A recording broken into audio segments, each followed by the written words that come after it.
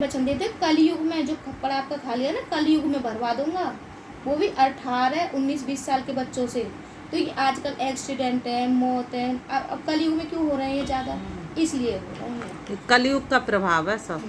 ये स्वयं कृष्ण भगवान ने पहले ही कह दिया था, पहले ही कह दिया था कृष्ण भगवान ने, तभी तो हो रहा है ये। तो मुझे इस वाले अध्याय के बारे में नहीं पता, भी तो इस वाले अध्याय के बारे में नहीं पता।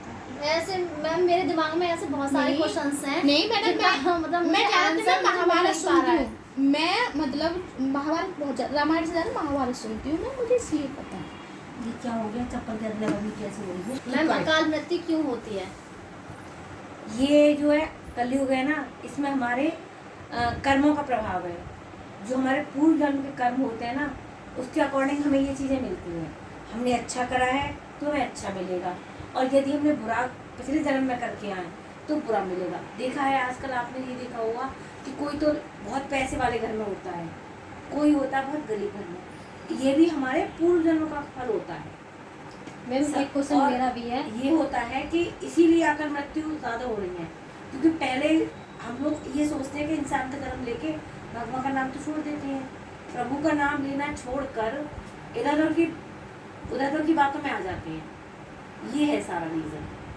अब आप मैम मेरा एक क्वेश्चन भी है कि मतलब ये कहते हैं कि पिछले जन्म का कर्म हमें जो अब भुगतना पड़ता है, लेकिन हम ये कर्म अच्छा कर रहे हैं इस जन्म में या बुरा कर रहे हैं, इस जन्म में क्यों ही नहीं मिलता?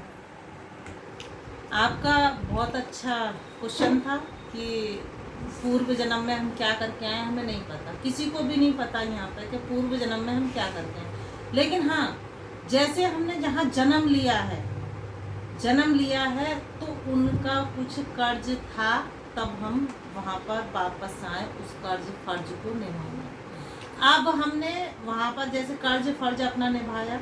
जैसे कोई बच्चा है जन्मजात से ही वो अपाहिज होता है, तो माता पिता जो बने उसके, है ना, तो माता पिता ने पहले जो जन्म का कुछ रहा होगा उनका, उसका कर्जा उन्हें लौटाना पड़ेगा उस बच्चे के रूप में।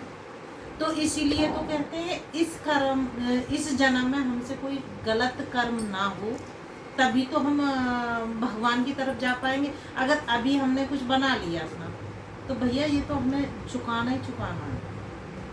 अभी कलयुग चल रहा है, कलयुग में अगर कहते हैं हमारी जरा सी भी भक्ति है, 5% भी भक्ति है, तर जाओगे, क्योंकि ये वरदान मिला हुआ है कलयुग में। जिसने भी भक्ति कर ली वो सीधा उसका बेड़ा पार।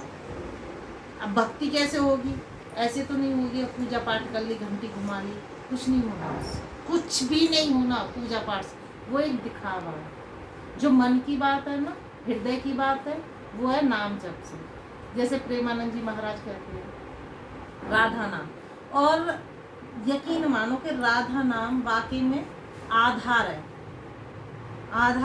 मैं तो एक साधारण महिला हूँ, मैंने एक जापक जप के देखा है माला, 8-10 मेरी बहनें जप रही हैं इस माला को, और शायद अभी तक मैं बताऊँ मैंने कोई गुरु भी नहीं बना रखे, क्योंकि पानी पियो छान के और गुरु बनाओ जान के, है ना। तो अभी तक मैंने कोई गुरु दक्षिणा नहीं ले रखी है। लेकिन हाँ, राधा नाम जाप करती हूँ। गुरु से कहते हैं अगर गुरु दक्षिणा हमने ली है तो हमें सीधा ज्ञान भी, हमें ब्रह्म ज्ञान हो जाता है, और हम ऊपर मतलब जैसे भी जाते हैं एक सीढ़ी ऊपर मिल जाती है। तो इसलिए कहते हैं कि जितनी भी हमारी बहनें हैं वो इधर उधर ना बातें करके, इधर ना जाके इधर ना जाके, सीधा एक राम का नाम पकड़ लो, किसी का भी पकड़ना, राधा राम कृष्ण किसी का भी पकड़ लो, बेड़ा पार हो जाना। और उसको भैया कैसे दुख आएगा? जो भगवान का नाम जापक है उसको दुख आ ही नहीं सकता। आप मुझे देख लो, सुबह सुबह मेरे को क्या है, एक बार बताओ, बस ज़्यादा से ज़्यादा हम आधा पौना घंटा जितना हमें मिलता है बस भगवान की सेवा में लगा देते हैं और माला का जाप कर लेते हैं। क्या भगवान चाहेगा कि जो बच्चा रोज जाप कर रहा है कि उसको कष्ट आने दो? वो तो कुछ नहीं चाहेगा। तो इसी के साथ मैं अपनी बाड़ी को यहीं विराम करती हूँ, और आप लोगों को आंसर मिल गया हो तो